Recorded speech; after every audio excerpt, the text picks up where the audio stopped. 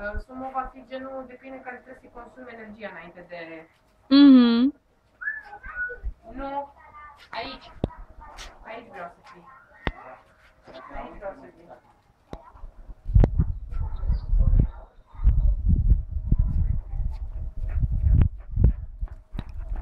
Bravo! Hai înapoi.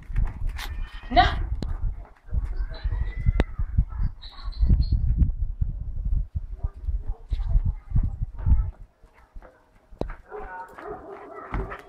Cum faci cu desică bine? Cățelanul meu!